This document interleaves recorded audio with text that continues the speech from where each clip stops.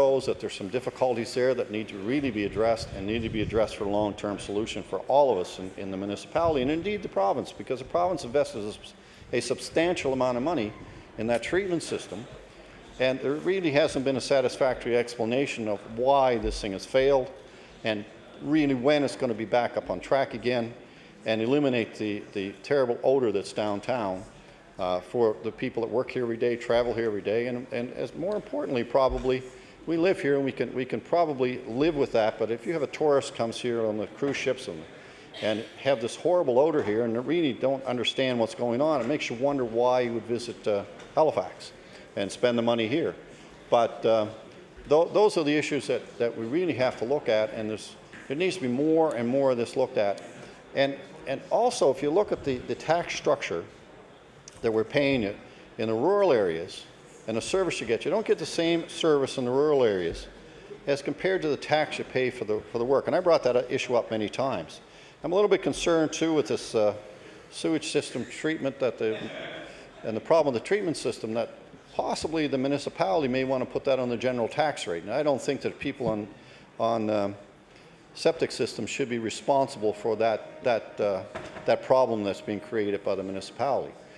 So as we go through this process of seeing all the money being spent on things as the sewage treatment system, and come back again to the traffic system that we have here, I think it's time the municipality really started looking at in conjunction with the province, looking at solutions to the traffic problems we have.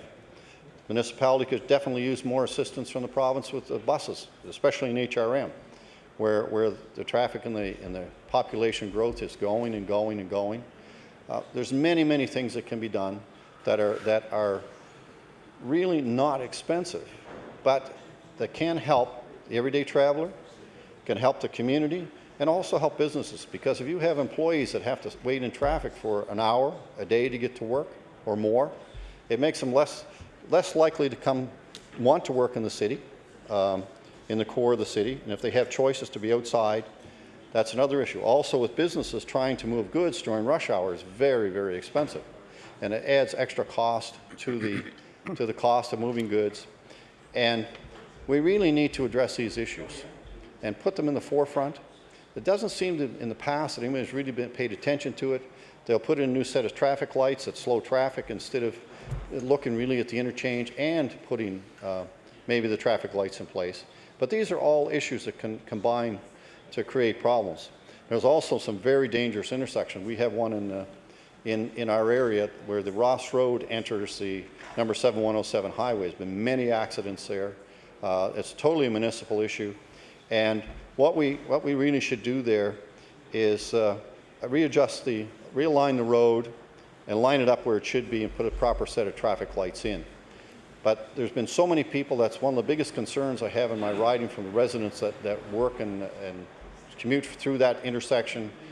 Most everyone you talk to has had a close call, either been in an accident or almost in an accident. And as this goes on, we have to get these problems resolved. And I really think the only way that it can be done is through the province and the municipality working together.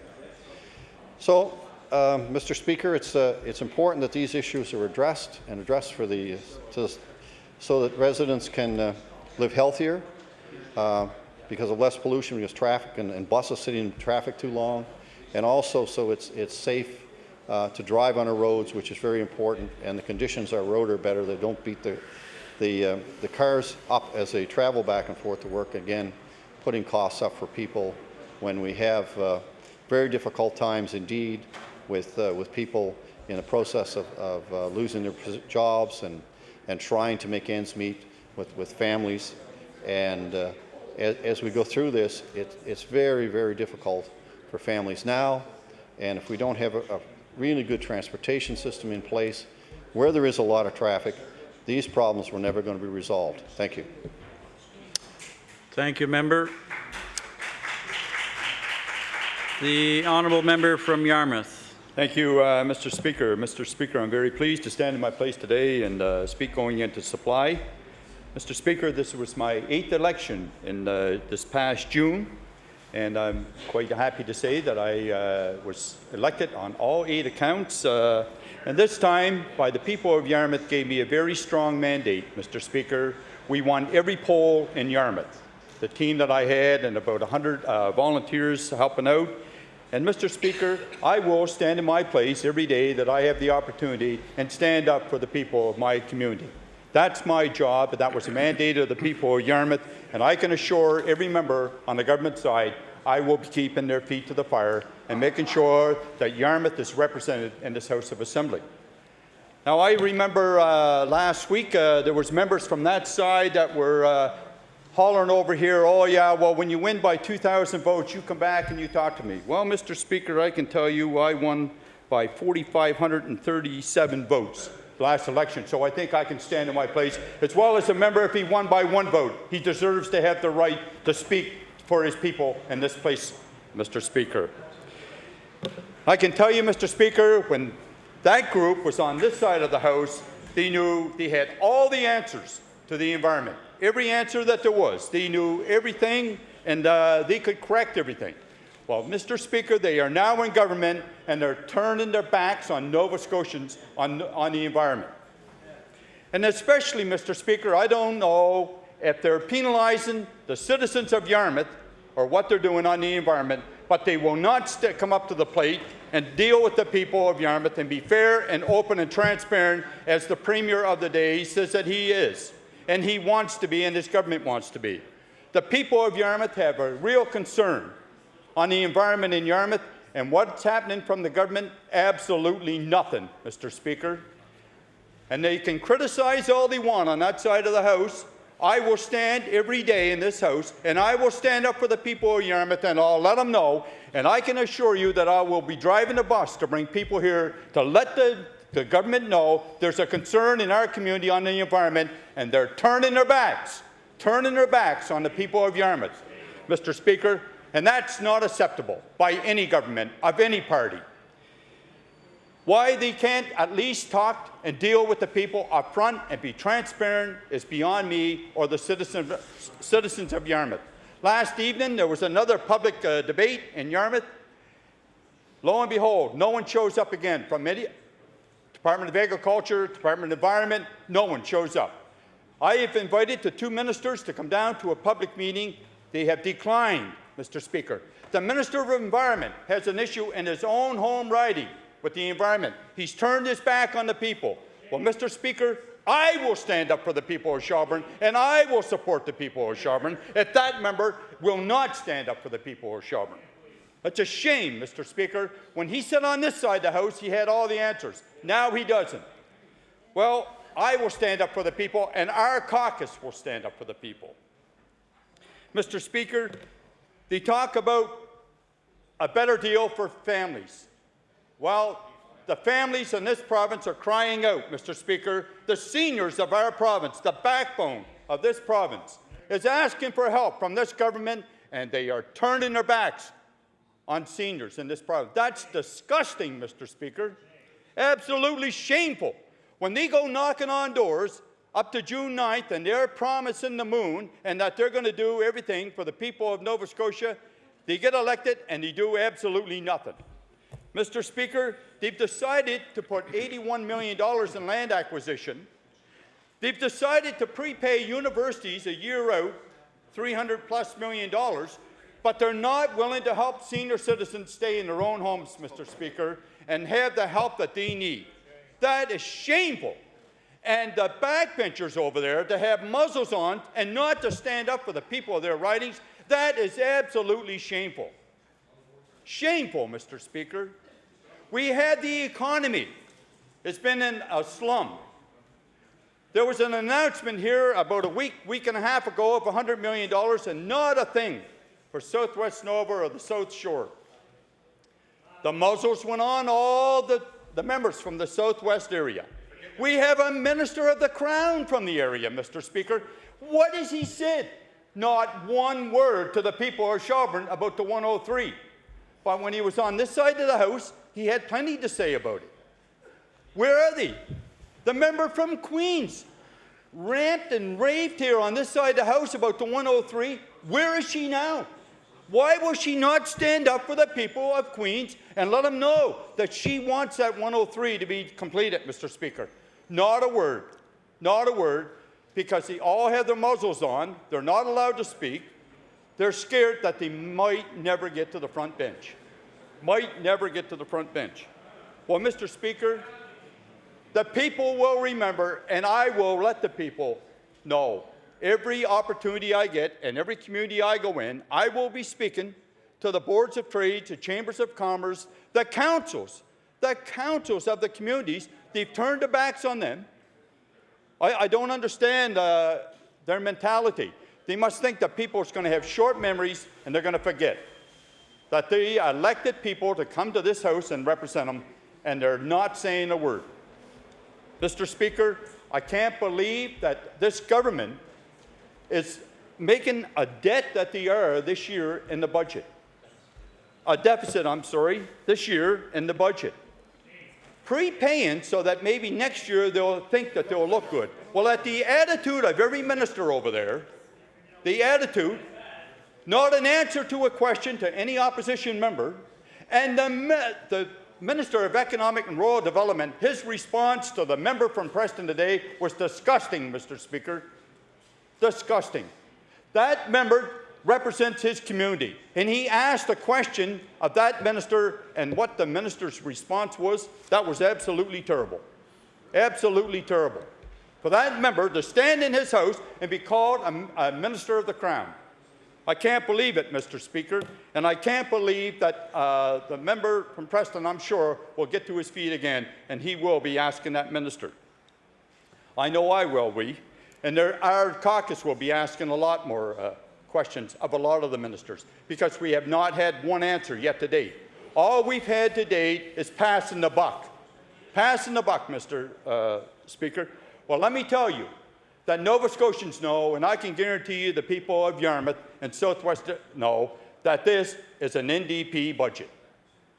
There's no doubt about it. This is an NDP budget, and they're going to have to wear it. And Mr. Speaker, every day in my constituency office, I have seniors in there with tears in their eyes and family members coming in there asking for support. And what's this government doing? And what's that minister doing? Turning her backs on the senior citizens of this great province that built our province. I can't believe that that member would do that. I can't believe that the Premier of the province would turn his back on the seniors of this great province of ours. They helped shape and form this province, and here we have a government that had better deals for families, and the better deal, I think, is the raw deal for families of Nova Scotia. And how they can sit there and chuckle and laugh, as I hear in the background now, by some people that want to be ministers, and they'll never make it to the front bench because they might speak out. They might speak out, Mr. Speaker. But they won't do it on their own. They'll only do it when the Premier allows them to speak, as we witnessed in this House last week when there was a question to a minister and the Premier was going to answer it for that minister. It's unbelievable is right. It's terrible. But, Mr. Speaker, since the election, and let me go back to the election, Mr. Speaker. The leader of my party came to my riding during the election campaign. The leader of the Liberal Party came to my riding during the election campaign, but there was one other leader who forgot to get to Yarmouth. He didn't know where Yarmouth is. The ministers can probably be counted on one finger that's been in Yarmouth since he's been elected. So I guess Yarmouth is an outcast, Mr. Speaker. Well, it might be an outcast to some of them, but I can guarantee you that they'll know that Yarmouth is part of Nova Scotia. It's the gateway to this great province of ours, and it deserves to have the same treatment as any other part of this province. That's right, fuel prices is right. I guess that is a gateway, so maybe we're going to get that discount too, also on the fuel. Mr. Speaker, transportation is a key to our economy. The key to our economy. And as I mentioned last week, we have the Digby Ferry that's on life support. We have bay ferries in Yarmouth that need some assistance. We have the international airport in Yarmouth that the government, the Minister of Economic Development, he wouldn't even know how to get to Yarmouth. He's never been there. He's never talked to any councils. He's never talked to any of the boards of trades or anybody since he's been elected. What's going on? Is Yarmouth an outcast? Well, maybe it is. But I guarantee you that I will be here and I'll be letting people know that Yarmouth is part of this great province of ours. And I can assure you, Mr. Speaker, and all members of the House, when I was a Minister of the Crown, I was fair to every person in this House. Every person in this House came to me with a request. If it was doable, it got done. And you can ask maybe your Deputy Premier onto that issue if you want, in your back rooms, your meetings. When they brought questions and concerns to me, I dealt with them. But the ministers of the day, they forgot about that. They forgot about what we did and how we worked together. They want to be a one show. Well, let me tell you, Mr. Speaker, the people of Nova Scotia will not forget. Because this caucus will make sure they do not forget. We will let every week into this House, and when we're not in this House, Mr. Speaker, we will be letting Nova Scotians know what this government is doing. Mr. Speaker, it hasn't been that long since the election. And they keep talking about what I heard the Minister of Economic Development and Rural Development saying today about his team. But you heard the member from Sydney North, every team needs a leader, Mr. Speaker. And that's what they're lacking in economic and rural development in this province right now. They need a leader, Mr. Speaker. And we will keep their feet to the fire. Keep their feet to the fire and make sure that all regions of this great province of ours is treated equal. Equal, Mr. Speaker. That's what our intentions are. That's right, there's more than Halifax and Dartmouth area. And Halifax and Dartmouth deserves the same as rural Nova Scotia, as western Nova Scotia, as eastern Nova Scotia, Mr. Speaker. But having favoritism is not the answer. It's treating all Nova Scotians and not using communities against communities. And that's not the way that we see the government should work, and that's not the way that we're going to sit back and watch it work. We will be letting the Premier and the people of this province know that there's issues in every part of this great province, and we intend to let them know each and every day, Mr. Speaker. And our leader has started her tour. She's listening to people right now. Maybe some of those ministers should get out and listen to some of the people. Yeah, and if they want to save gas and help the environment, we'll even let them travel with us, Mr. Speaker. Because we're hearing from the people. And the main ones we're hearing from today are the people that have loved ones that are elderly and looking for assistance. And the minister is turning her back on those seniors. And the Premier of the province is turning his back on those seniors. Well, Mr. Speaker, we're not going to sit back and just watch it. We're going to be speaking up in here, and we're going to be talking to Nova Scotians. And the second issue we're hearing, Mr. Speaker, is our economy. And we have a great job to do here. You have a great partner in Ottawa that's willing to work with this government, but apparently this government does not want to work with Ottawa. That's disgusting, Mr. Speaker. It's a shame. I doubt if any of those ministers even know the phone number to Ottawa. It's 613. That's to start them off. But, yeah. But, Mr. Speaker, we will be here and we will keep the government's feet to the fire, and we will be letting them know of the issues that's in all parts of this great province of ours. And when I say all parts, I mean all parts of our province. I thank you for the time.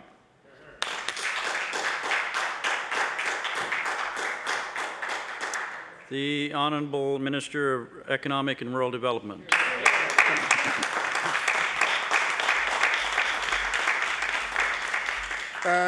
Thank you, Mr. Speaker.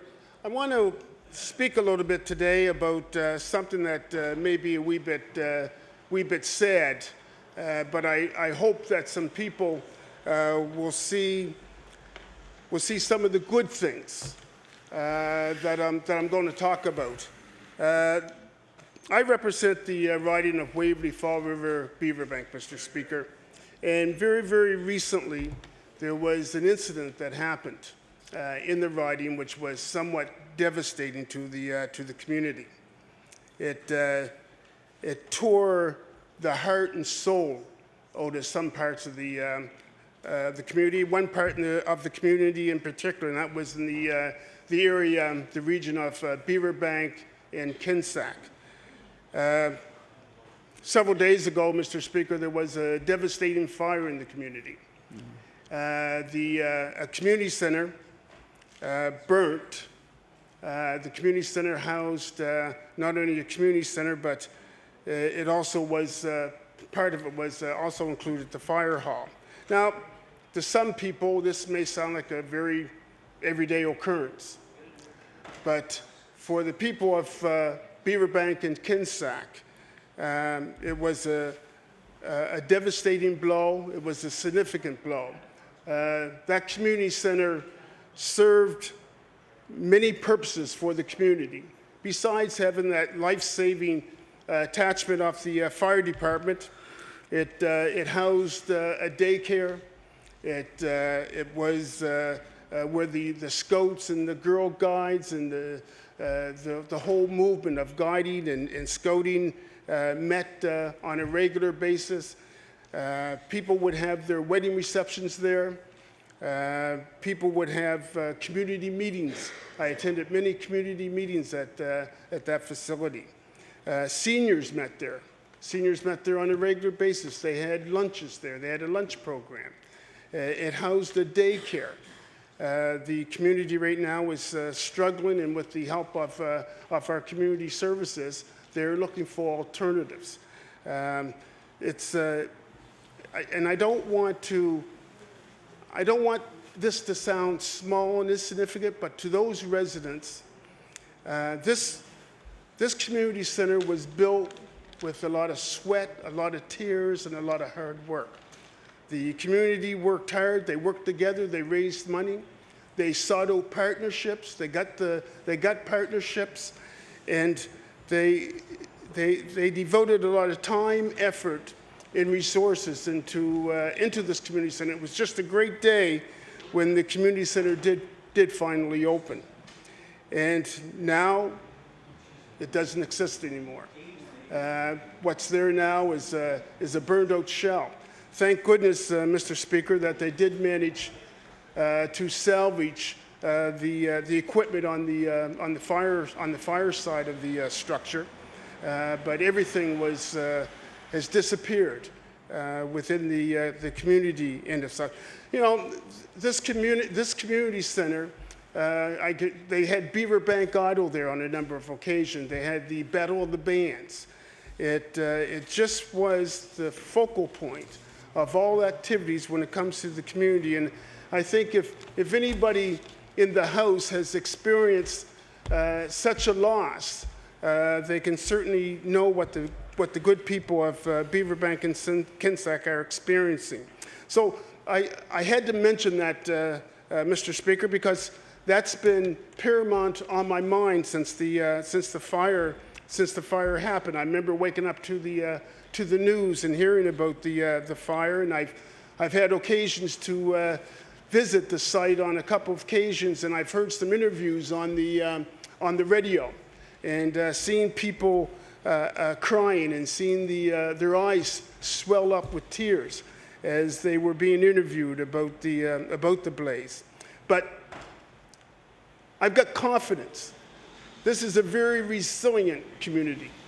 And that confidence I have in Beaverbank and Kinsack is a confidence that I share with the whole riding, because the people in Waverley Fall River Beaverbank, they've experienced many tough things in their lives.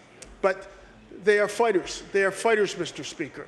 They will fight to get this community center back to where it is, and I'm sure the other residents and the neighbors, the communities that neighbor onto Beaverbank and Kinsack, will be more than willing to help.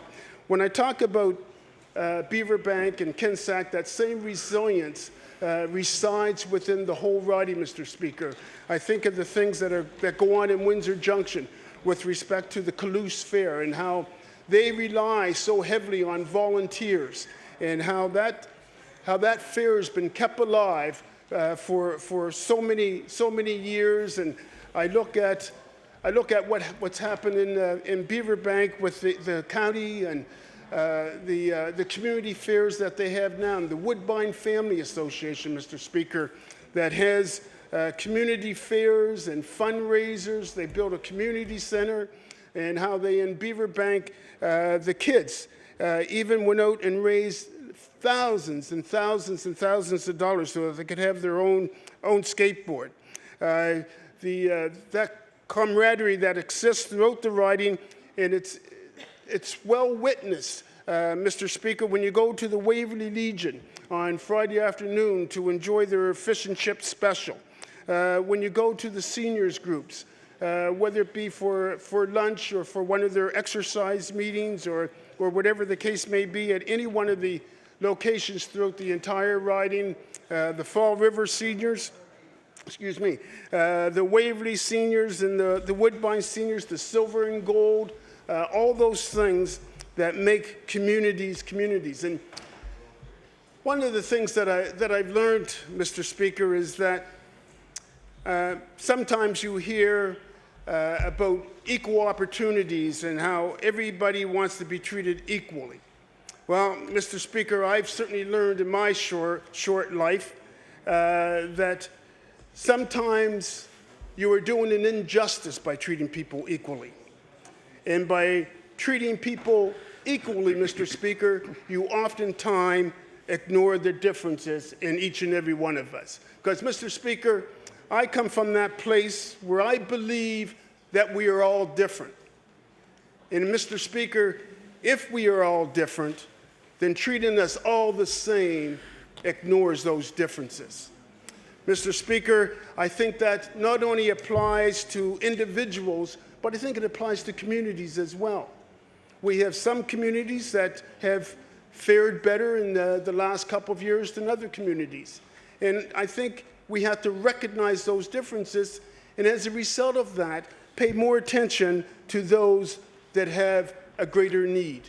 And if we don't do that, Mr. Speaker, then we are sometimes being wasteful.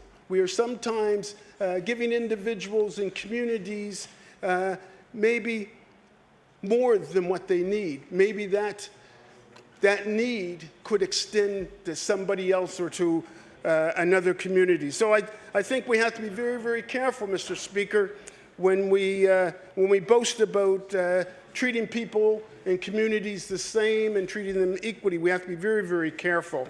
And I stand before you, Mr. Speaker, as somebody that understands that only too well.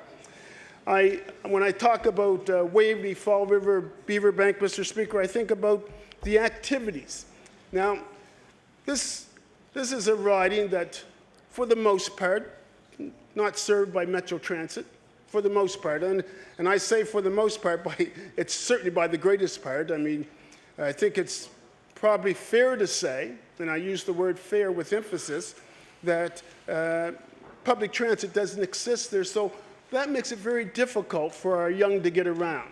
It makes it very difficult for our seniors. It makes it very difficult for those that are financially disadvantaged to get from A to B. And what this community does, and do we complain about it? Well, absolutely. We complain about it because we want to make our voices heard so that we can strive for a better tomorrow. But in the same breath, while we are complaining, we make things happen, Mr. Speaker. And we've got canoe clubs. We live in a riding that boasts Great Lakes. And so somebody in their wisdom, long before I came along, decided that, well, we should have a canoe club. And we've built Chima into one of the best canoe clubs in Canada. It certainly has made international fame and fortune, has won many, many significant events on the international stage. So, Mr. Speaker, we're a group of communities that go about making things happen. We don't wait. We don't wait for for other people to make things happen for us. We will go out. We will solicit partners. I think that's what they call capacity building. But by all intents and purposes, we want to do for ourselves, and we will make those requests when appropriate. We also, I think, a Waverley Fall River Beaverbank, Mr. Speaker, and one of the most historic and significant features of this ride is the Shuby Canal. I don't know if anyone in the House is canoes to any extent, but one of the best events that or the best experience that one can have in his or her life is canoeing the Shuby Canal, going through the locks. And granted, not all the locks are working, and so you have to portage around some of the locks. But it's years ago when Europeans were first coming to Nova Scotia, and certainly before the Europeans got here, the Mi'kmaq community used the Shuby Canal system as a means of transportation and getting from A to B. That was their public transit system, Mr. Speaker. You know, it's great. One of the things that I also have to say about Waverley Fall River Beaverbank is the diversity of the community. And I think a lot of people would refer to Waverley Fall River Beaverbank as probably one of the more wealthier communities or ridings in the province of Nova Scotia. That may be true to an extent, Mr. Speaker. I think the real wealth of the community comes from its people. It's not about the money in their pocket. It's about what's inside. It's what's in their heart, Mr. Speaker. And when I talk about, I just feel so proud when I go to the grocery store, or just when I'm out and about. I feel so good that people just to go to get that bottle of milk at the grocery store, it takes me 45 minutes to an hour. It's a long journey, one could say, and I'm so, and I don't want to use the word impressed, but I'm so taken by the number of young people that come up to me, and it's kind of amazing, but nobody calls me Percy, nobody calls me Mr. Paris. Usually the young kids call me Percy Paris. And it seems like it's got a certain ring to it for the young kids, and I certainly respond to that ring, but I know everywhere as I go. One of the things that adults have said to me, Mr. Speaker, and I've got to relay this on to the House and to my colleagues here on this side of the House, is that one of the things that I hear continuous, and I've heard people come up to say, and I've heard a lot of talk about elections over the last couple of days. I'm not going to stand here and boast about my elections. The people made a choice. What I'm going to boast about, though, are the people. People come up to me, and people have come to me, and some people have said, well, Percy Paris, I didn't vote for you. I didn't vote for you, but I want you to do well. I want you to do well. And I think that's a message. That's a message that I hear loud and clear. And Mr. Speaker, I hear that message in other places within the province of Nova Scotia. Now, there are those that did vote for me, thank heaven, and I guess that attests for itself, or else I wouldn't be standing here in my place today. The good people. And they're all good people, Mr. Speaker. And again, when those people come up to me and when they say that we want you to do well, because they realize, Mr. Speaker, the better that we do, the better that I do, and the better that we do as a government, the better they're going to do. They've been smart enough, Mr. Speaker, to put one and one together, and they come up with the right answer, Mr. Speaker. I've learned a great deal from the residents of Waverley Fall River Beaverbank. I've had people join the campaign, and certainly after the campaign, that were elderly people. There was one woman, 96 years of age. This was the first time she ever voted NDP. I ran into her about 2 weeks ago, and she stopped me in the grocery store, and Mr. Speaker, she said 2 words to me, most important words that I hear from voters. She said, thank you. And, you know, it's usually us as politicians that are going around thanking the electorate for the time that they vote. And I take your signal well, Mr. Speaker, and with that, I will take my seat.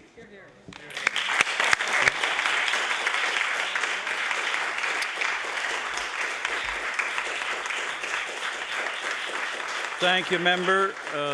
Motion carried. We're now going into the supply debate.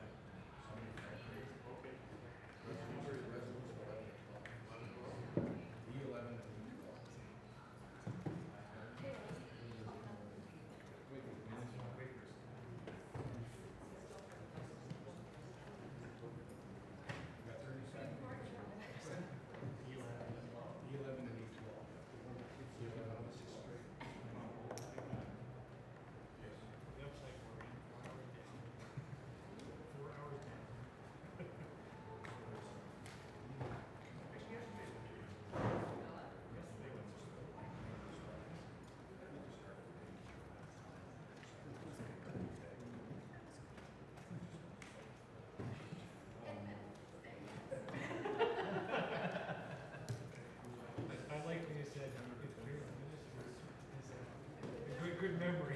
The former memory. Some.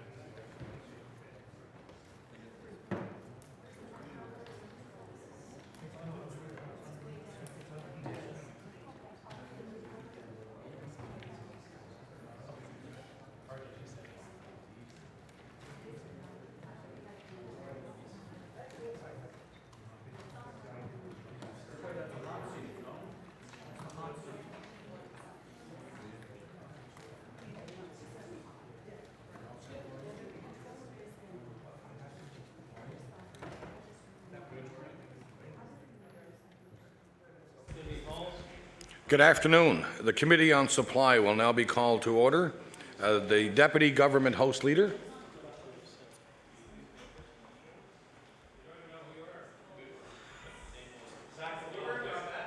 The member for Sackville-Cobequid. Thank you, Chair. Could we call Resolution E11 and E12? Thank you. There's 38 minutes left from last night's debate. We'll be going to the Honourable Leader of the Progressive Conservative Party. Thank you, Mr. Chair, and I will be sharing my time with my colleague, the member from Hants West. If I could go back to the questioning, Madam Minister, And my question comes from something that I posed actually in a question period, and I'm really looking for some more detail on it. And it has to do with the decision to call an RFP for the reprocessing of medical equipment that had previously been used.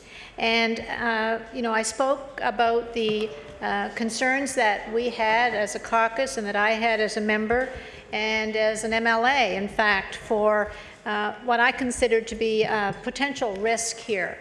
And you know, I've read the comments from one cardiologist in particular, and he used one particular piece of equipment as an example, and I'm sure there, I'm not sure, I believe there may be many others that would be considered as possibly being considered for the reprocessing so they could be used again. And what was really disconcerting was the suggestion that this particular catheter used for ultrasound was one example, and I believe his words were the least chance of reinfection. And my concern is that any chance of reinfection is high risk and one I would not think the minister or this government or any member of this House would risk we would not want to take.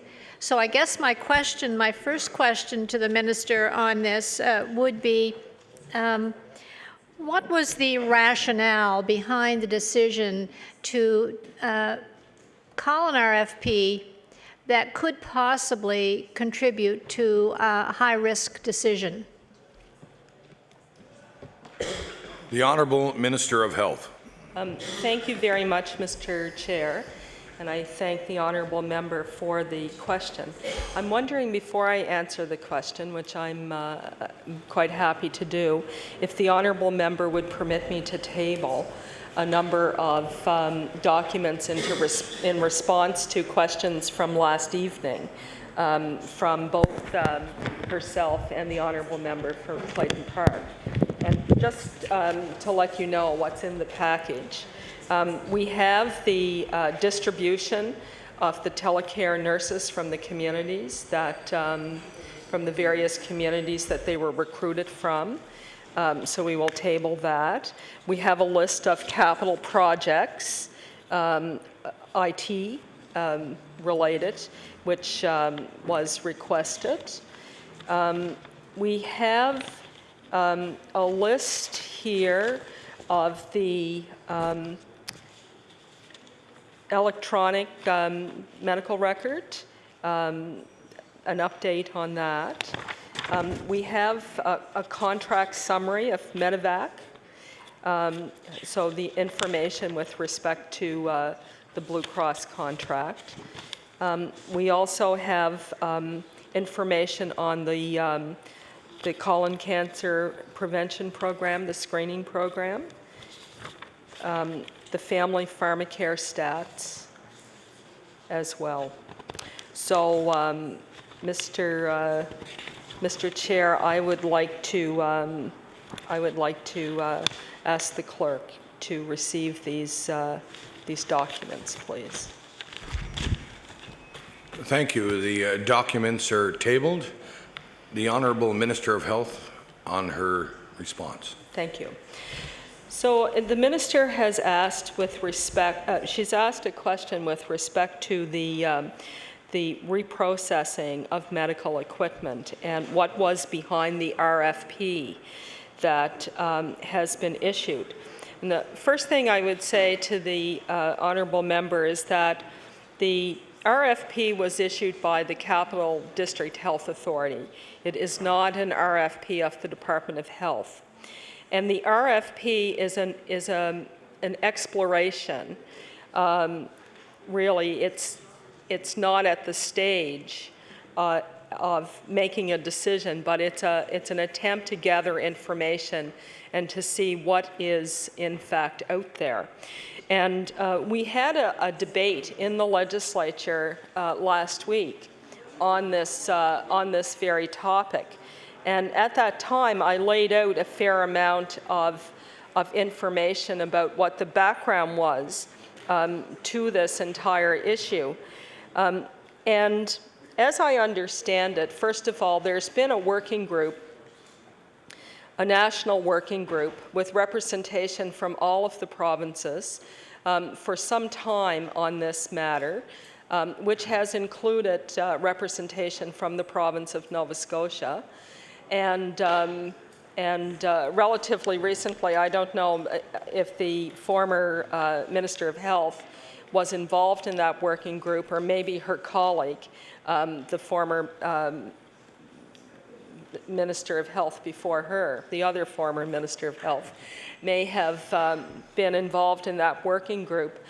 And this working group was working with the Public Health Agency of Canada, or Health Canada, I think they would probably have been called at the time, attempting to develop a pan-Canadian policy statement with respect to standards around the reprocessing of medical equipment. That policy statement has yet to be finalized, and in its absence, the guidelines that Health Canada have in place, and have had in place, I believe, since 2004, continue to be the guidelines that we in the Department of Health and the district health authorities who would be subject to looking at what the parameters are would be essentially bound by. And these are standards that ask, in the process of looking at the reprocessing of medical equipment, to look at questions of ethics, questions of risk, questions of insurance, and above all, questions of patient safety. And I want to say to the honourable member that the reprocessing of medical equipment is a procedure that is in place in many other DHAs in Canada and throughout the United States without any compromising of the quality of health care for patients around the country, and particularly as we see less invasive kinds of surgeries occurring. There is both a belief but also the science to support the belief that many of the pieces of equipment, or I don't know many, but some of the pieces of medical equipment, in fact, if properly remanufactured is the industry terminology, but if these pieces of equipment are properly sterilized, they are quite safe for reuse. And as we all know, there are numerous considerations around going in this direction. Financial considerations certainly are a piece of this, because the cost of equipment and supplies and materials has grown exponentially in our healthcare system. And our healthcare system is under a lot of stress, and we need to look at the best practices in terms of everything we do in our healthcare system to ensure that we are spending our resources wisely. And so to explore this possible approach is one that the Capital District Health Authority is looking at. But the additional issue I think we have to have in mind is the tremendous amount of medical waste and the implication of that for the environment. And so we know that there are a variety of issues. But the department has been clear with the Capital District Health Authority in terms of what we would consider to be the kind of rigorous checks that would be required, and we would have to satisfy ourselves with respect. And it essentially is meeting the guidelines of Health Canada as they currently exist. And I know, and I'm sure all members of this legislature know, that the medical personnel and the administration of the Capital District Health Authority would not compromise patient care and the quality of care that they offer unless, well, they wouldn't compromise patient care. And the kind of rigorous science that they will that they will use to scrutinize what's out there, what the possibilities are, I feel very confident around. So that is the basis of what is occurring. Those are some of the issues around the RFP, and you know, we will continue to work with the District Health Authority and see what the RFP response to the RFP is and where that goes. Thank you, Mr. Chair. Thank you. The Honourable Leader of the Progressive Conservative Party. Thank you, Mr. Chair, and thank you to the Minister for the explanation, the rationale. I took from that that there were really two major considerations. One is financial, and the other that you mentioned was environmental. I also understand that the RFP has been issued by Capital. I heard you say that Capital obviously take the responsibility for patient care and patient safety very seriously, as I'm sure, as I know, all DHAs in the province do. My question is this, and it's more related to process. The RFP has been issued by Capital, and once there is a response to the RFP, and there is a selection, if there is a selection or recommendation that there be a company selected to begin this practice, is that a recommendation from Capital to the Department of Health, or is it seeking support from the Department of Health? Who makes the final decision?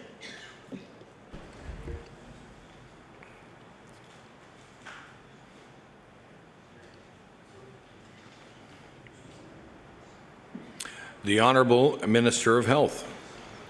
Thank you very much, Mr. Chair. And to the honourable member, the process is the RFP is out, information will be received, it will be examined by Capital District Health Authority, and no final decision will be made by the District Health Authority without a lot of discussion and consultation with the Department of Health.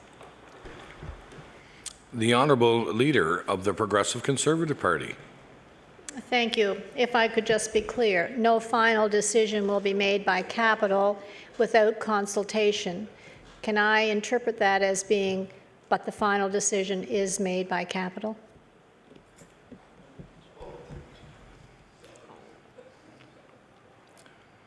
The Honourable Minister of Health.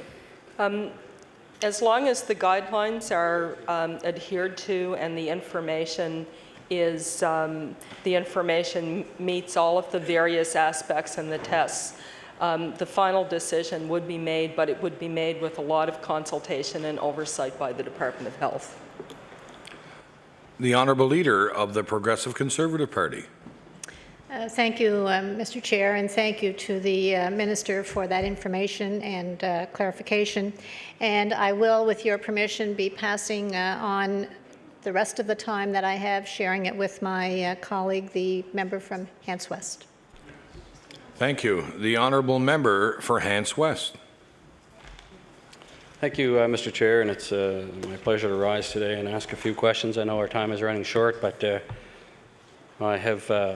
want to talk about the long-term care facilities and the one locally in in Windsor, West Hants that I'm most familiar with.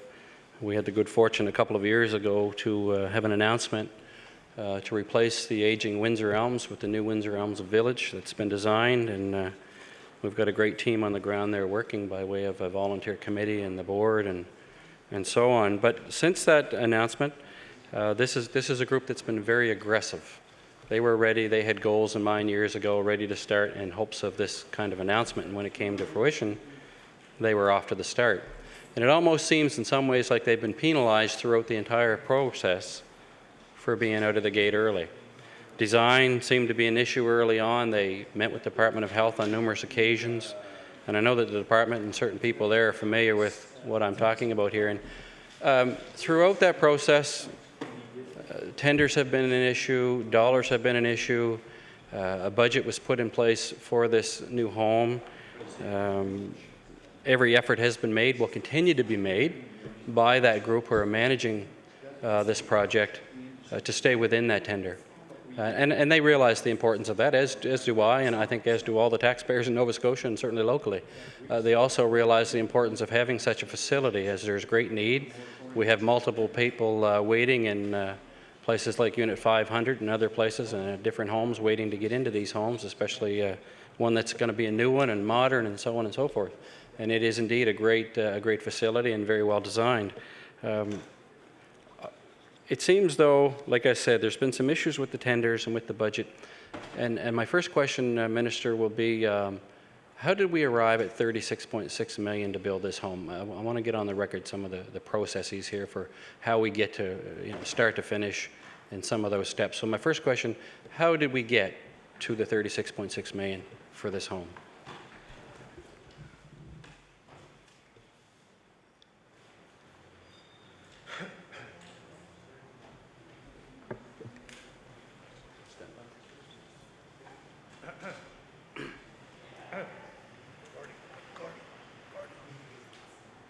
The Honourable Minister of Health. Thank you very much, Mr. Chair, and I want to thank the honourable member for the question. And also, I want to take an opportunity to table another document that I missed when I was tabling, which in fact is new and replacement long-term care beds and the schedule for when. So the honourable member has Windsor Elms in Falmouth, I believe, in his constituency, and it's a fine facility, I'm told. I have never had an opportunity to visit, but someday I'm hoping that I will be able to do that, and perhaps the honourable member would show me around the facility. Now, as I understand, this facility is looking at replacement beds, 108 replacement beds, and we're hoping to be in a position to occupy this sometime in 2010. And as the honourable member said, there have been some bumps along the road, and I have been kept very up to date in terms of what's gone on with respect to this particular facility. This is a not-for-profit facility that is that's really with a volunteer board that means there's a lot of community control and interest in this facility. And I've worked with a lot of nonprofit organizations in my working life, and I know how dedicated the volunteers who are board members are there.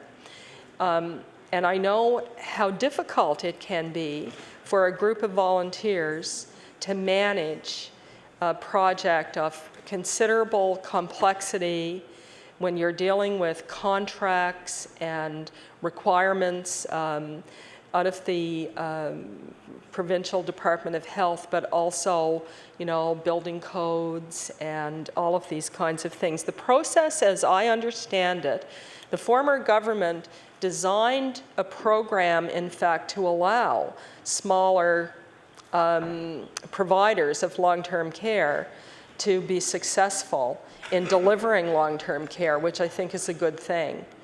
The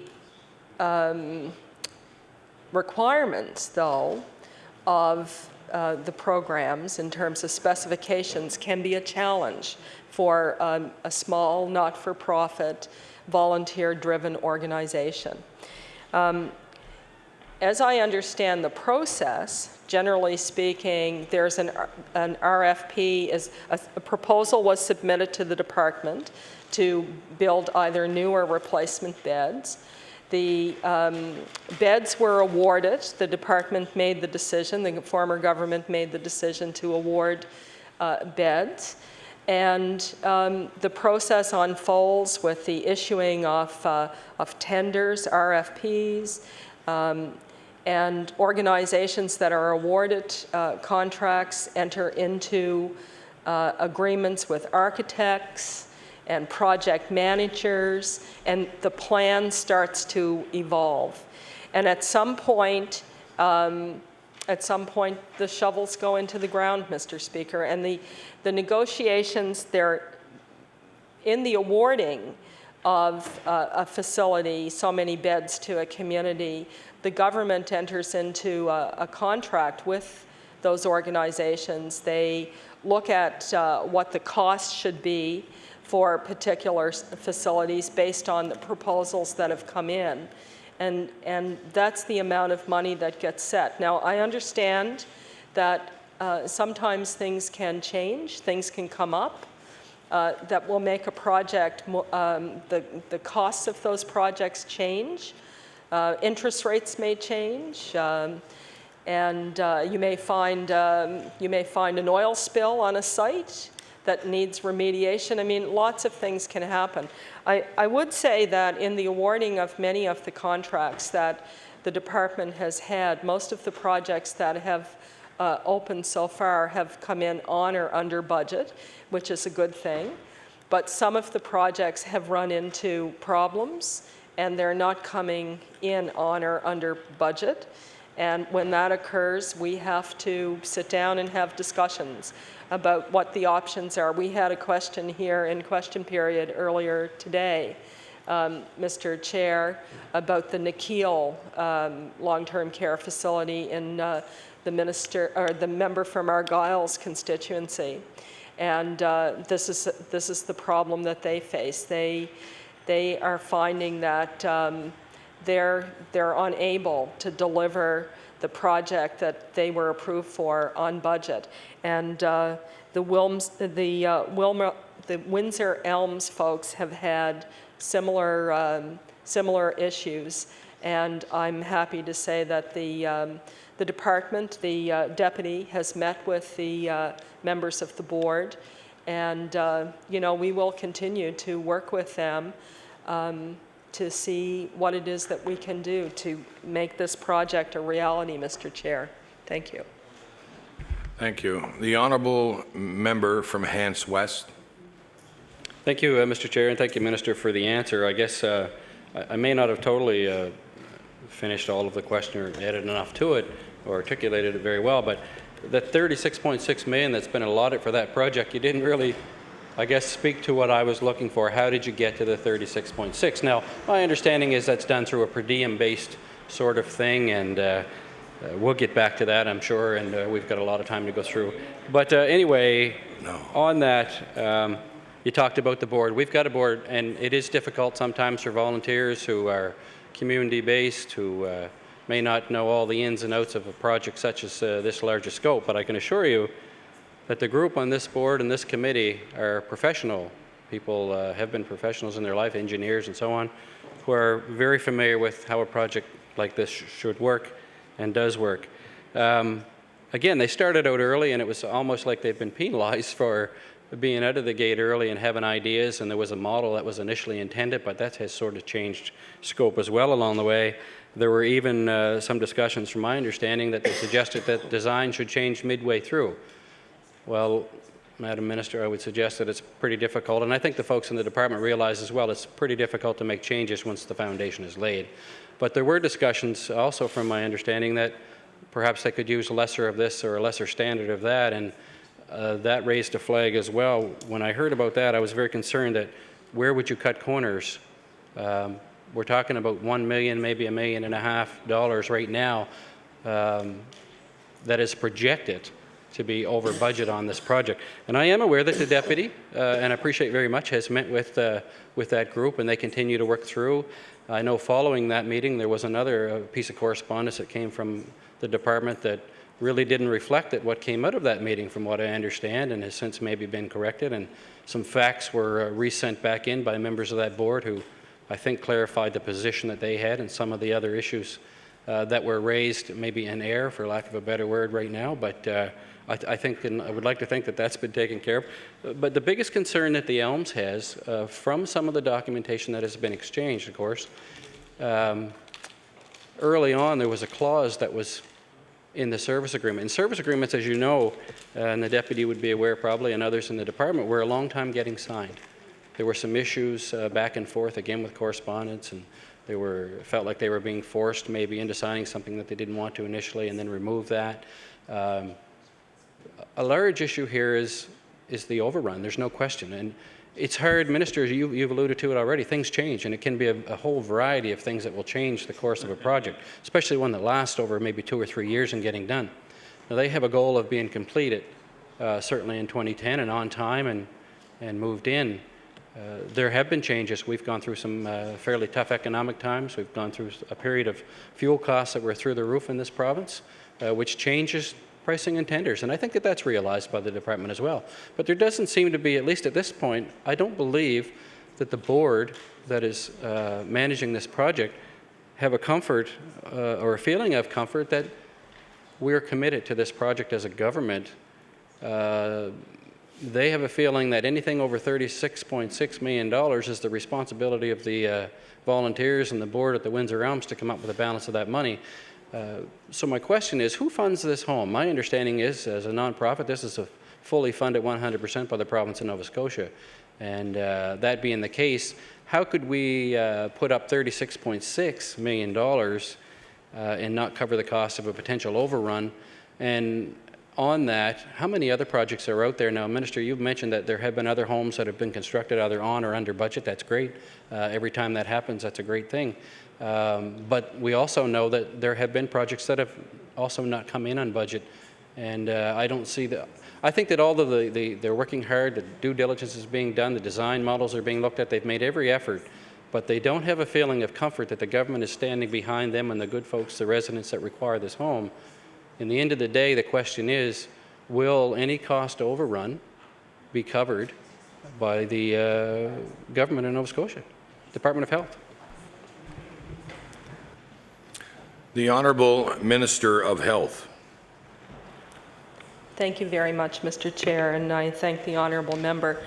To the honourable member, it would be lovely if I could stand here and say money is no object, Mr. Chair, but I'm certainly not in a position, nor is this government in a position, to say money is no object. Money is an object, you know.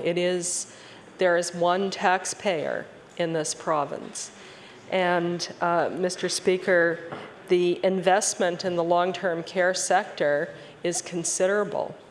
I've seen tables in our department that show that the cost for the long-term care beds might be anywhere from $195,000 a bed all the way up to close to $400,000 for a bed, depending on the facilities that are building them. And so this is not an insignificant investment in the long-term care sector. It's a very significant investment, and it's very important that we attempt to exercise some fiscal discipline in this process. And you know, if we can't, if we allow projects to spiral financially out of control, the end result will be more debt for the province, higher per diem costs for residents in the facilities, because, you know, a part of how you amortize is looking at what are the costs, the daily costs that you can levy then when the facility is opened, a portion of which the families themselves pay for. And I certainly, in my brief time at the department, have heard from numerous people around the province who are very concerned about the cost, the per diem costs that are levied on families. So we do have our focus on good quality long-term care facilities in communities where we can keep seniors in their local areas, where they will have access to their families and their networks, their churches, their clergy, their social groups, for as long as possible.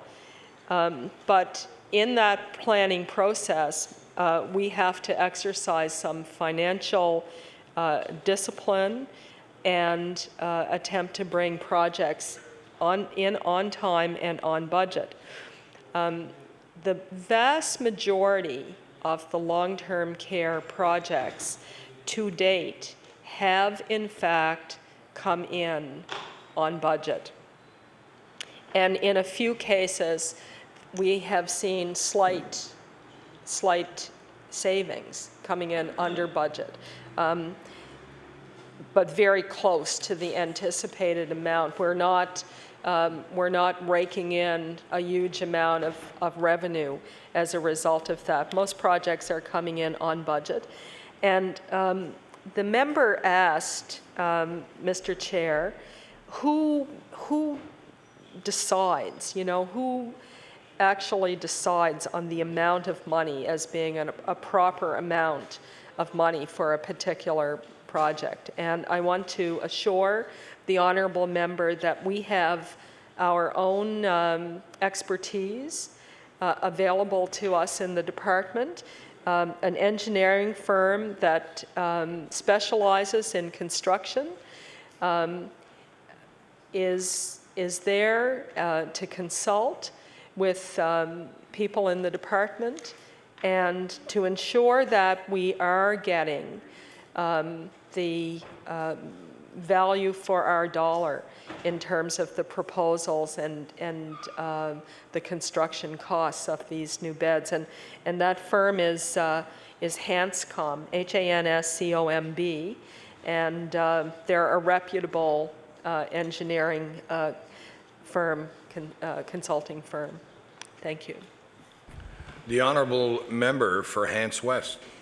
Thank you, Mr. Chair, and thank you, Minister, for your response. I would say, though, I want to be very clear. I don't think that you know, there's this big open pit of money that's just there, and you can reach in and grab whatever you want. And I want to again clarify for the board as well, because I've seen the correspondence that's been exchanged. They are not of that belief, and they certainly do not wish to just spend at will and freely as possible and have the best of everything. But they do need to get the project completed and completed on time.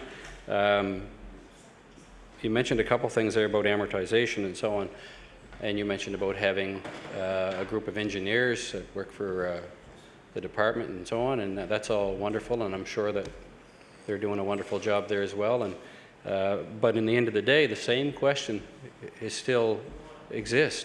There will be a cost overrun in all likelihood. Part of this issue is the tender letting as well.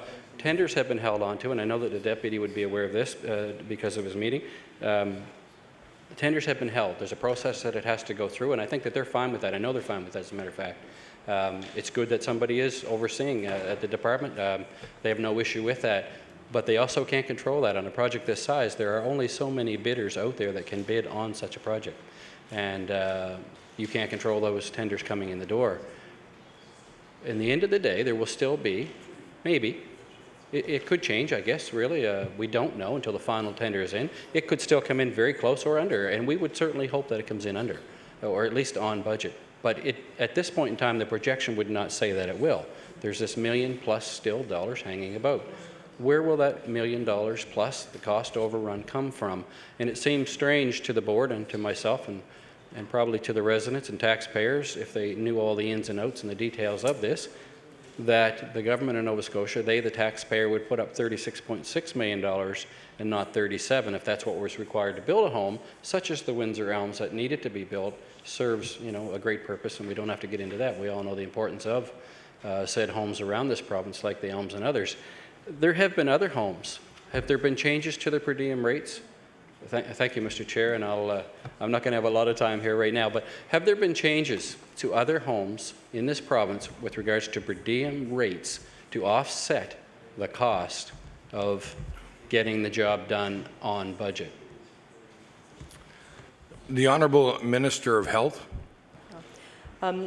Thank you very much, and I thank the honourable member for the question. And no, I have no knowledge that per diems have been changed for anybody else to help them with cost overruns. My information is that all of the projects that have come in to date have come in on budget, and you know, as I said to the honourable member, we in the department have had a meeting with Windsor Elms board, and we're prepared to continue to work with the organization. But again, Mr. Chair, this is money is an objective. Bringing projects in on budget is extremely important. The province faces significant fiscal challenges, and there aren't even cushions on the couch in my office that I can look behind to see if there's anything there. Mr. Minister, the time has expired for the Progressive Conservative Party at this time. So the chair recognizes the honourable member for Preston. Thank you, Mr. Chair. I'll be sharing my time with the member from Bedford Birch Cove as I go through the process here. First of all, I don't know if congratulations or condolences are the best thing to say to a new Minister of Health. It's probably the toughest job in the province, and it'll probably get worse as time goes on, but as the issues get more and more and the costs get higher and higher. Anyway, with all that said, I want to discuss an issue that I brought up at the legislature here before. And I'll give you a little bit of background again. My wife was recently admitted to the emergency again at the Dartmouth General for cellulitis. It's a very serious infection. Now, fortunately, this time we knew what it was. Last time we didn't, and if it would have been 1 day longer before we actually went to a doctor, we would have. She may not be with us today. Now, the doctor indicated at the time, her family doctor, that it might have been, and I stress, might have been, as a result of the original operation she had for cancer. And this is the second time she's had this. Now, lo and behold, on Sunday, she goes to a shower at a friend of ours that's had breast cancer as well. And she says to my wife, she said, "I've got a red rash. It must be from the radiation I had a year ago." Definitely not. She also had cellulitis. So it appears to be, might be some pattern. So one thing I would ask the minister, and this I know you wouldn't have an answer on, period. If maybe you could check with the cancer center and see if there's a connection between those operations and cellulitis. Now that's something and see if there is. And if there is, it really leads to the topic I want to talk about today. And the other thing I want to say before I raise any issues here, the care my wife has received at the hospital is second to none. The staff is courteous, they're professional, and run off their feet, be quite frankly. And the last time we were in there for treatments, they forgot that we were done and didn't tell us to go home, and which wasn't a bad thing. And they were that busy. So I really want to commend the staff, the doctors and nurses in the hospital, and that's been the case every time that my wife has been admitted to the hospital. And I would like you to pass it on to the staff, if you would, from your department, because I think we have some of the best medical people in the country right here in Nova Scotia. And a lot of times they get chastised, and And that's unfortunate because they are really professional people. They work hard and they do what they have to do to make sure that people get as well as quick as they can. Now, an issue that I brought up before was cleanliness in hospitals. And I personally don't know how the staff can work in these hospitals. They're the worst mess I have ever seen, and it's getting worse. The first time we went to the emergency, it was relatively clean, obviously clean. You know, when I don't say medically clean, I say obviously clean.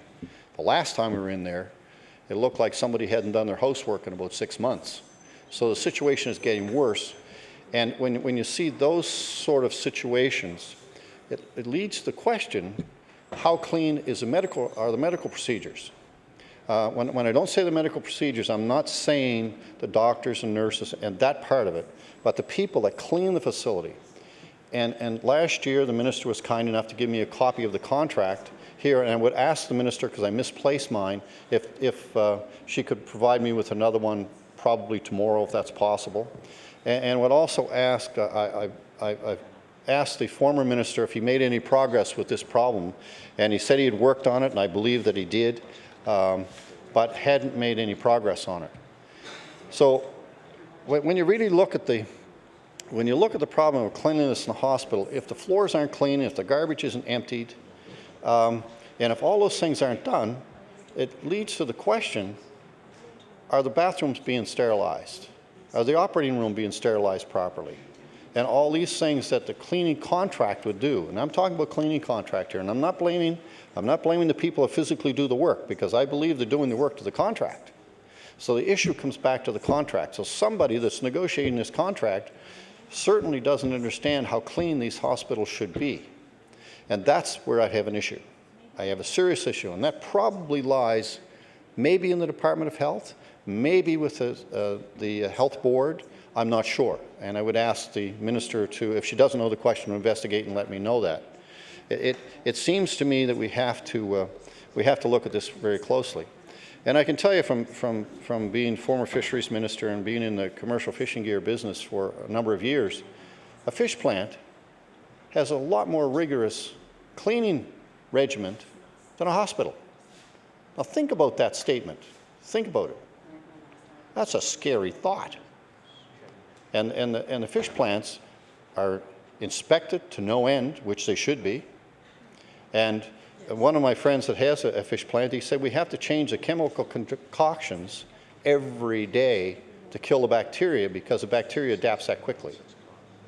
And they have to have approval to do these things from the Canadian Food Inspection Agency and also from the Provincial Department of Fisheries.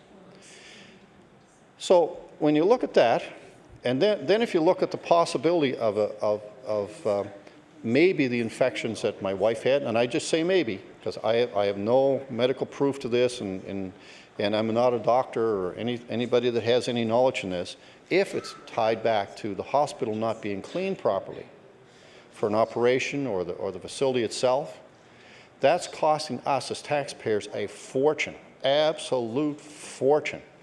From the time that people have to go back for other secondary treatments that they wouldn't have had to go back for, the pain and misery that goes along with that. So this, although on the surface it sounds, oh, there's a few dust bunnies on the floor and the garbage can hasn't been emptied, it doesn't sound too serious. But when you really look at the whole picture of this, it is very serious. And it's a workplace problem too for the people that are working there. You've got nurses there and doctors that work long hours, and they want to go into an environment that is at least clean. And some of the patients are very difficult to deal with. I was a witness to that when I was in the hospital. And it's unfortunate because the people are doing everything they can to help people. And this is not a hotel. These are not hotels that people are in. These are places that people go to hopefully get cured. And the people there are doing the work, are doing an excellent job. And they should have the courtesy of dealing with the staff in a lot better way. But again, that's individuals, and nothing you can do about that, and I can't do anything about that. But it's so important. And I'd like to get the minister's comments on that, and if indeed there has been any progress made, because visually there is none. The Honourable Minister for Health. Thank you very much, Mr. Chair. And first off, I want to start by saying to the honourable member that I hope your wife is doing well, and if you have an opportunity, please convey to her my very best wishes. I thoroughly enjoyed meeting her when we were on the Public Accounts Committee together, and I miss having an opportunity to chat with you on the Public Accounts Committee, but maybe we can rectify that here someday. The honourable member, Mr. Chair, brings up a lot of really important issues. I, first of all, concur with him that we have some of the best medical staff you could ask for. Every time I'm in a healthcare setting, I'm blown away by the passion, the compassion, the dedication of so many of our medical staff, nurses and doctors, and all of the other healthcare providers that are in those settings. And I want to take a moment to talk about Cancer Care Nova Scotia specifically, and the work that they're doing with cancer patients is just fabulous. We were pioneers in terms of having patient navigators to help people through the system, because it can be very, very complex. And sometimes when you're dealing with a cancer diagnosis, it's so frightening to so many families. And so Cancer Care Nova Scotia, which has celebrated 10 years, which is hard to believe that it's been around for 10 years. And I had the privilege, one of the first things I did as minister was go to their, they had a recognition of the various people, teams of doctors, volunteers, other professions in the healthcare system who have been such strong healthcare providers and advocates for people who are dealing with a diagnosis of cancer. And their work is just inspiring. It was very inspiring to hear about all of the people who are involved with Cancer Care Nova Scotia. The honourable member raises questions about some of the side effects that patients, particularly breast cancer patients, have to deal with sometimes. And I'm not a medical doctor, but I try to stay as informed as I can about particular illnesses that seem to be so prevalent, and certainly breast cancer is one of the things that has entered into our public awareness now in a way that didn't exist maybe 20, 25 years ago. And we've made great strides in terms of prevention and treatment, and hopefully in my lifetime we will see, further developments that will see the reduction, if not the eradication, of breast cancer. But I know so many women who have had breast cancer who deal with a variety of side effects from the disease and from the treatment of the disease. And the issue that the member has raised is not one I have a great understanding of, and I will, because he has brought this here, I will speak to people and gather some information and inform myself and see what it is that the people with expertise have to say about the origins of this problem. And I will spend some time considering if there's something that, in fact we can do, even if it's about providing better information so that people, women who have breast cancer, who have this experience, will be aware of what's happening, will be aware of what they need to do and getting to emergency rooms and all of that kind of stuff. So I will undertake to do that. Now, the honourable member, Mr. Chair, has also raised questions about the cleanliness of our hospitals and has requested a contract that we have with the cleaners. And we will certainly provide you with a copy of the contract, and we'll try to have that here tomorrow for you. If not tomorrow, for sure, we'll get it by the end of the week. And about the cleanliness of the hospitals, this is a really interesting question. Not so long ago, I had a family member who was in St. Martha's in Antigonish. And that hospital, you could eat off the floors in that hospital. And I remember being there one Sunday with some other members of my family and saying, I'm looking at this room and how clean this room is. This is just like amazing. And I don't want to go home to my own house now tonight, because now I see what a really clean environment, looks like. But that's not to detract from the concern that the honourable member has raised, Mr. Chair, because I too have heard people talk about their concerns about the cleanliness of our healthcare facilities, and we should never take these matters lightly. And I believe that our healthcare facilities do take the question of cleanliness very seriously. However, we can never let our guard down. I think it's really important that we keep our standards high, very, very high standards in the facilities. We know that that infections are a big piece of being in a hospital setting. You're in an environment with a lot of people who have a lot of different diseases, and sometimes diseases that are contagious, viruses that are contagious. And this gives me an opportunity, Mr. Chair, to put in a little plug for the importance of hand washing in public health. And to be honest, probably the thing that we can most do, every one of us, to prevent the spread of infections and the spread of diseases is wash our hands, and wash them often.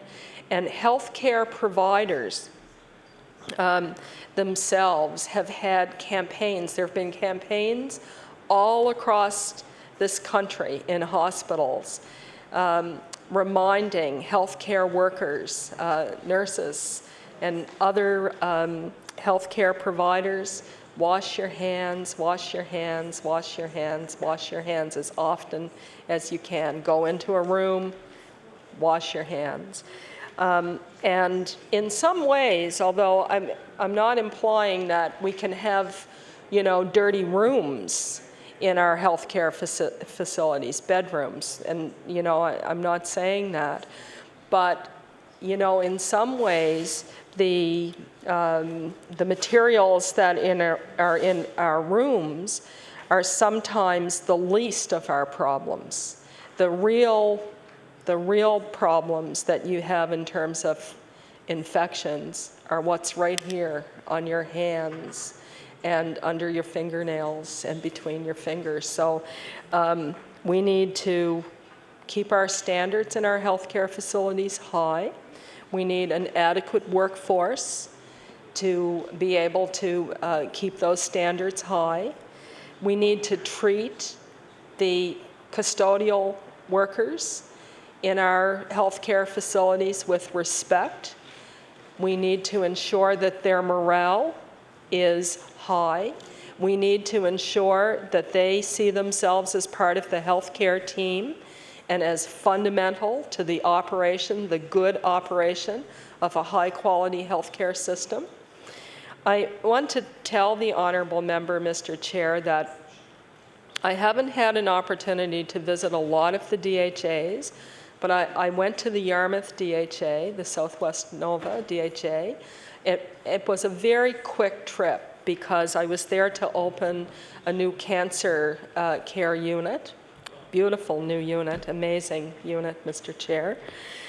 And the folks at the DHA had an itinerary for me to tour the DHA, the regional hospital, before the official opening of the unit. So I literally stepped out of the car in the parking lot and just raced from one part of the regional hospital facility, one floor to another, saw the MRI, you know, was in the area where they have supplies, was in the area where the little babies are, met some of the health promotion people who do home visits with mothers with young babes.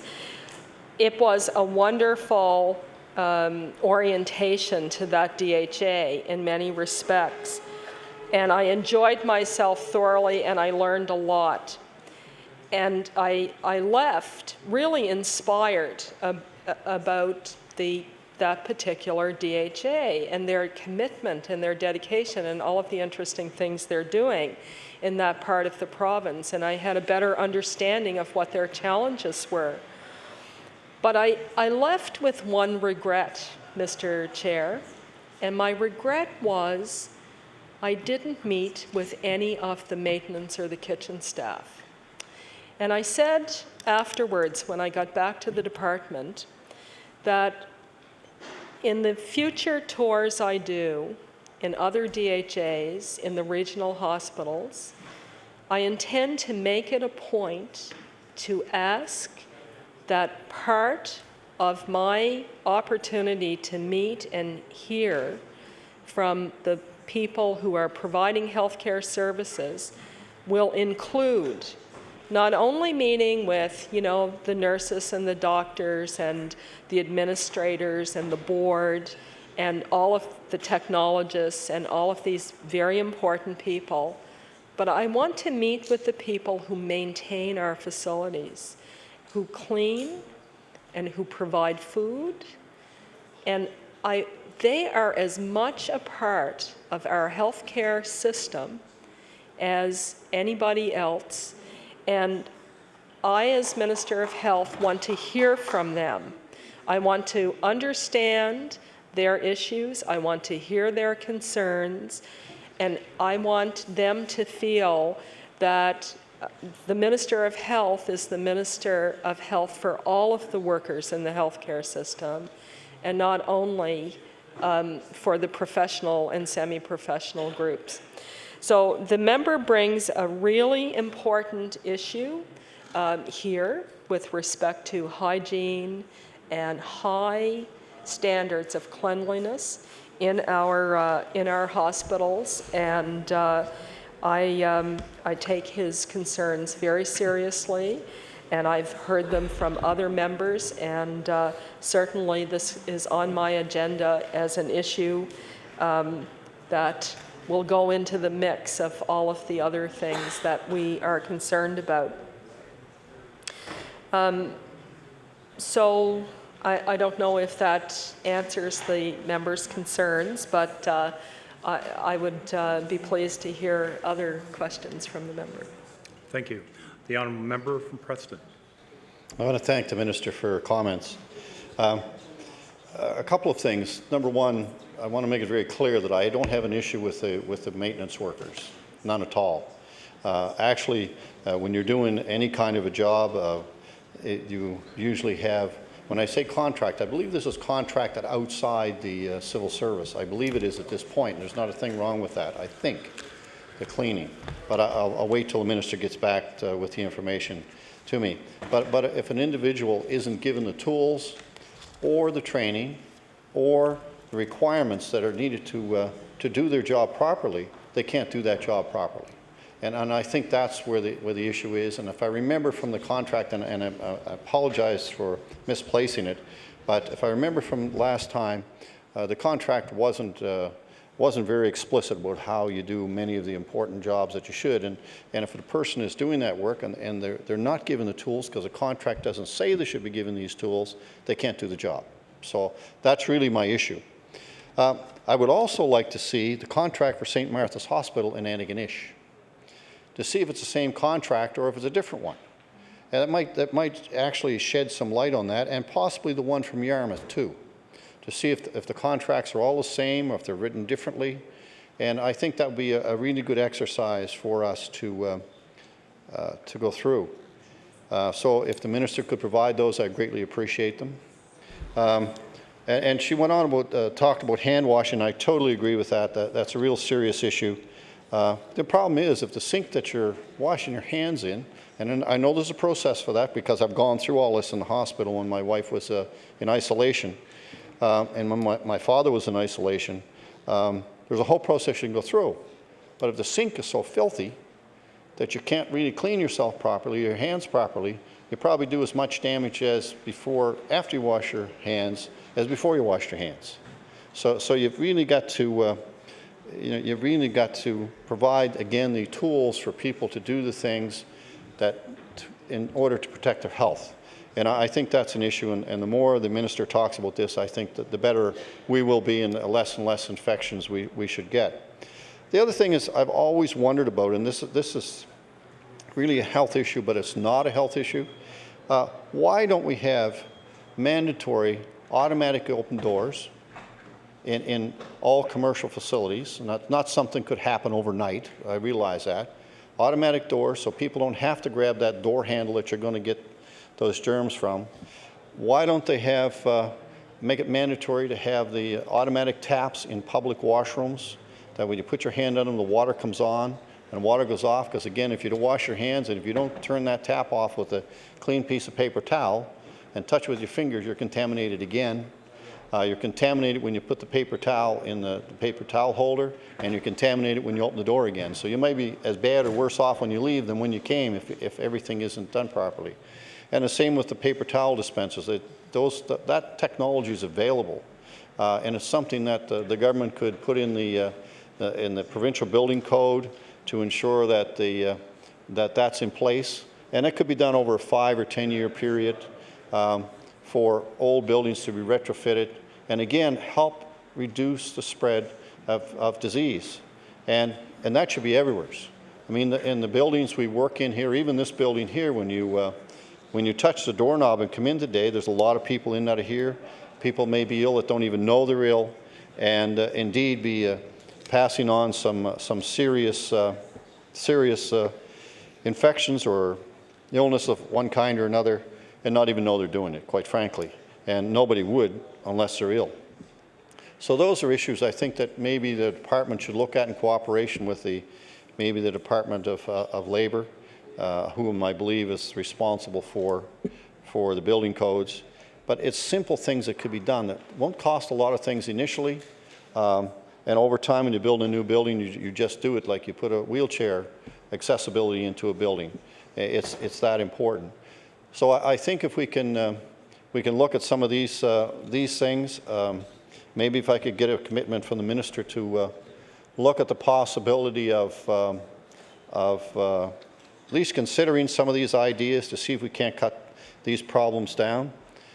And automatic doors are a simple thing today. I mean, they're not like they were 25 years ago even. They're modern technology, and they should be every place.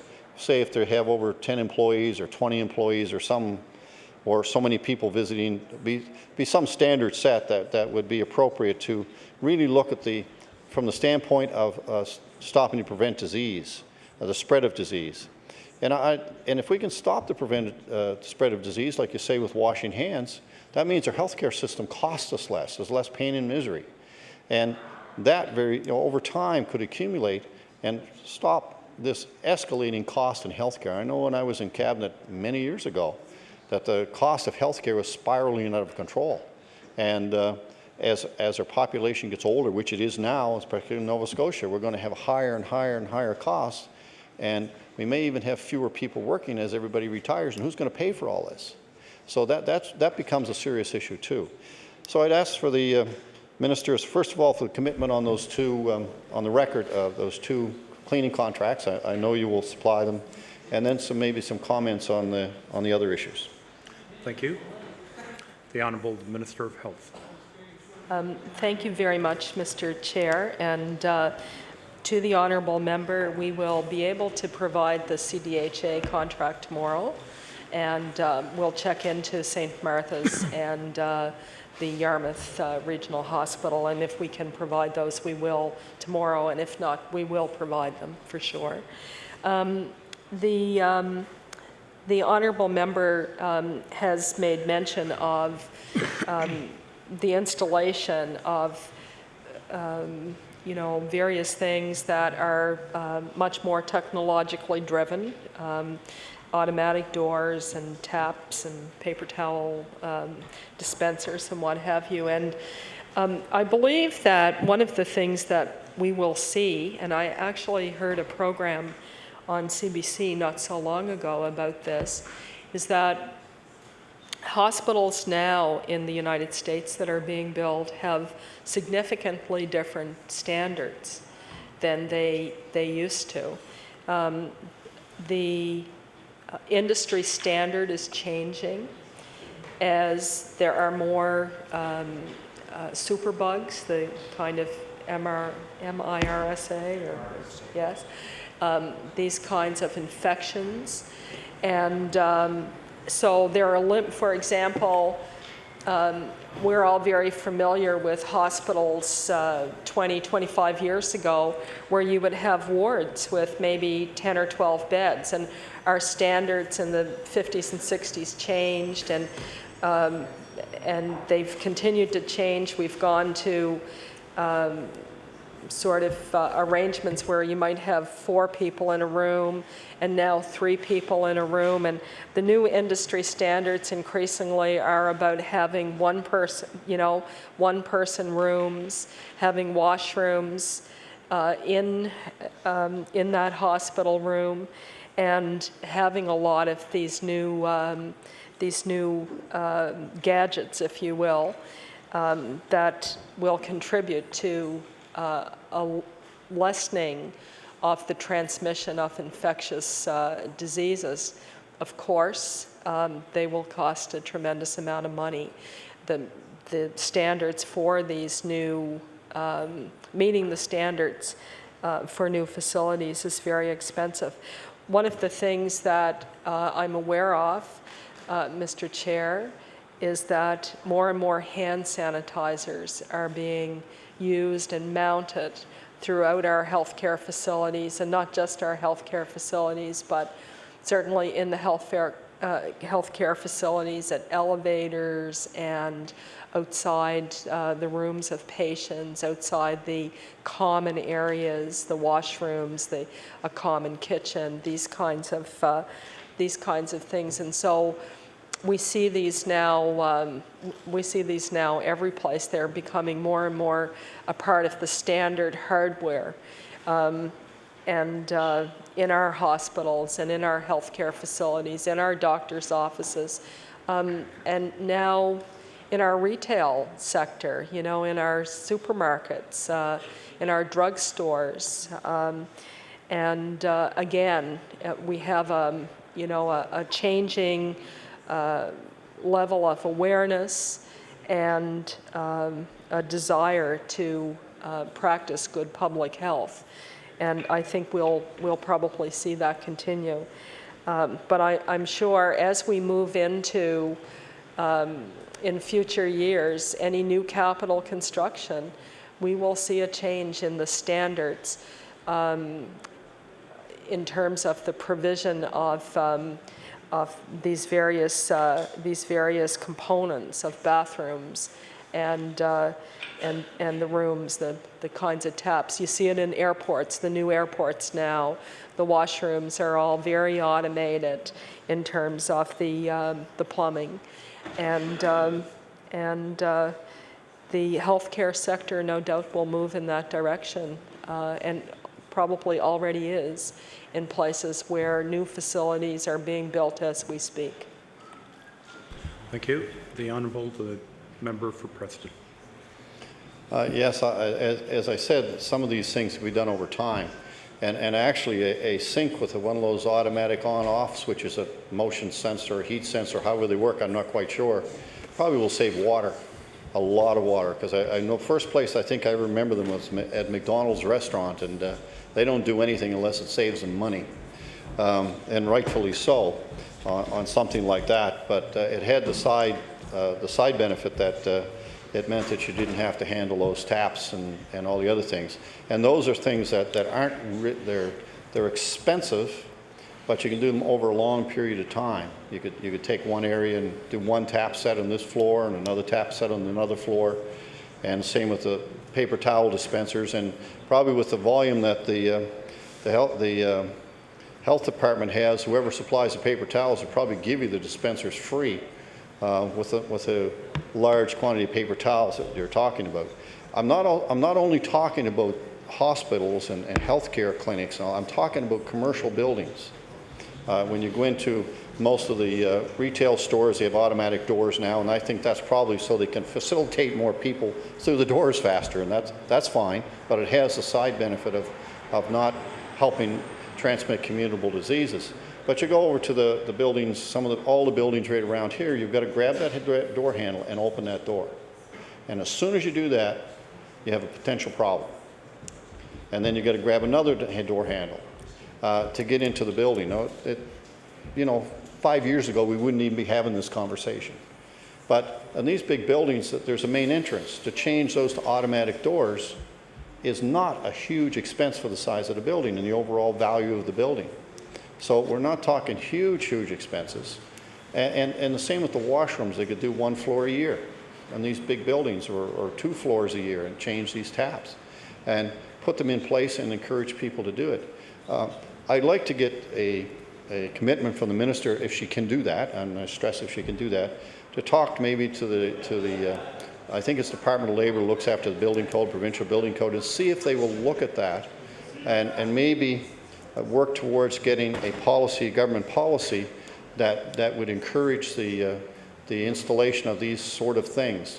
And again, if it's done properly and over time, it won't cause a financial stress on businesses, because we don't want that either. But on the other hand, if their employees get sick, they're not producing any products for their employers, no matter what the product may be, and that costs the employer a whole lot more than it would cost to change a few paper towel dispensers and some taps.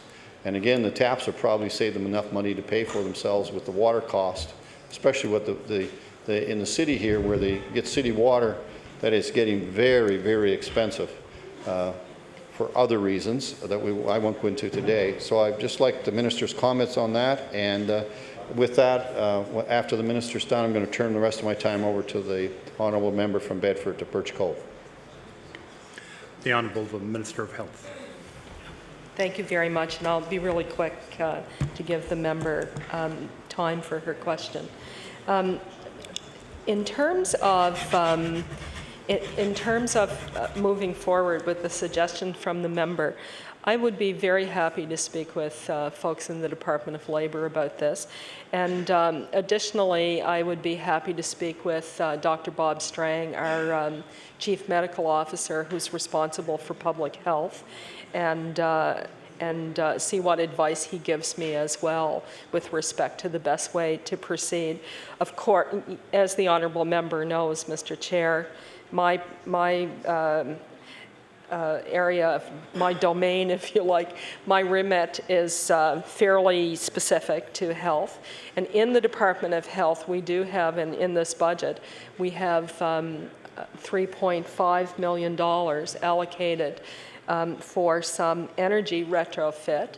And it's also conceivable that we might look at something like, using some of that for the kind of water efficient taps that the members spoke of. So good points, and there are some avenues that we might be able to explore.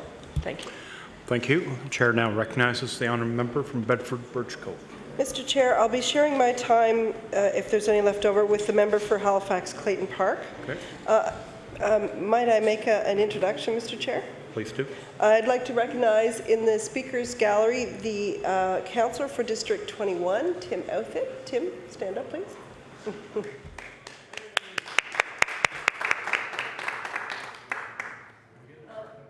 today I would like to ask you some questions surrounding Lyme disease. This has become an issue in my riding, and in fact we had 3 human cases in one subdivision. I'm wondering, first of all, how many cases are there in the province? You see, Wilson, that's a good question. It's common sense, needs information. It's a good question. You ask more questions like that, it's better. Chair recognizes the Honourable the Minister of Health. I think the former Minister of Health would like to answer that, actually, based on what I'm hearing. I think I heard him say he knows what the answer is. Mr. Chair, through you to the member, I don't have that information, but I will get that information for the member. Thank you. The Honourable the Member for Bedford Birch Cove. There are a variety of testing methods for Lyme disease that are now being used in the United States. And one of the things I was hearing from residents in my area is their concern that the testing methods we are using are not sensitive enough. My question is, has the Department of Health investigated the kind of testing that's going on in the U.S., and is there any chance that we could be looking at those new methods? The Honourable Minister of Health. Thank you, Mr. Speaker. I do have an answer for the honourable member on the number of Lyme disease cases that we have diagnosed in the province, and it's 3 confirmed cases, 3 confirmed cases. And with respect to her second question, I really would have to consult with Dr. Robert Strang to find out what he thinks as the Chief Medical Officer for the province about this. The Honourable Member for Bedford Birch Grove. Cove. Thank you. Thank you, Mr. Chairman. I'm wondering, what is the Department of Health doing to alert citizens to Lyme disease? And maybe you could sort of outline some of those steps. The Honourable Minister of Health. Thank you very much, Mr. Chair. I know that there was a meeting in the Bedford area not so long ago. The honourable member was there, and I believe that a member of the Department of Health staff attended that meeting. And prior to the meeting, I had an opportunity to speak very briefly with the staff member who advised me that he would be in attendance at that meeting and bringing back any of the concerns and information to the department. We are in the Department of Health very responsive to community concerns. I want to assure the honourable member, Mr. Chair, that one of the things that I most admire about the staff in the Department of Health is their complete and absolute dedication as public servants. They believe in public service. They respond to the citizens of the province when they have concerns. They take their duties very seriously. They look at research. We have a policy unit that gathers information, that provides information to people in the department. We have a number of physicians who work in the department who provide medical advice.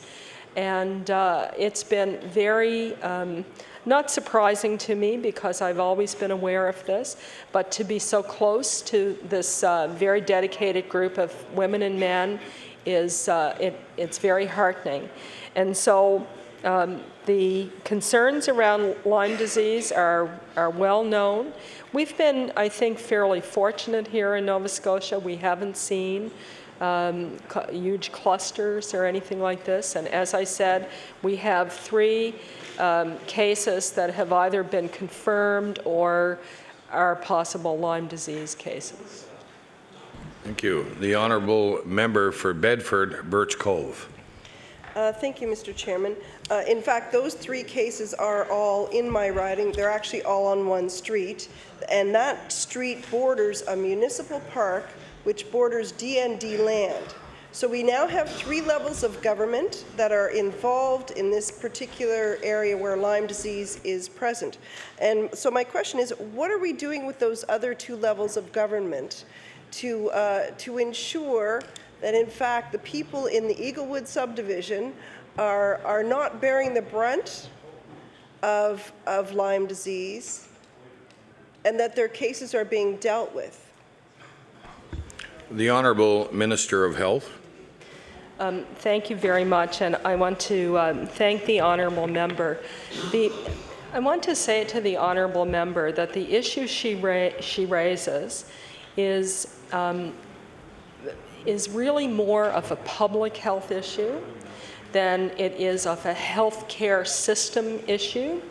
And although I am the Minister of Health, I'm also the Minister of Health Promotion and Protection. And I think we will have an opportunity I will have an opportunity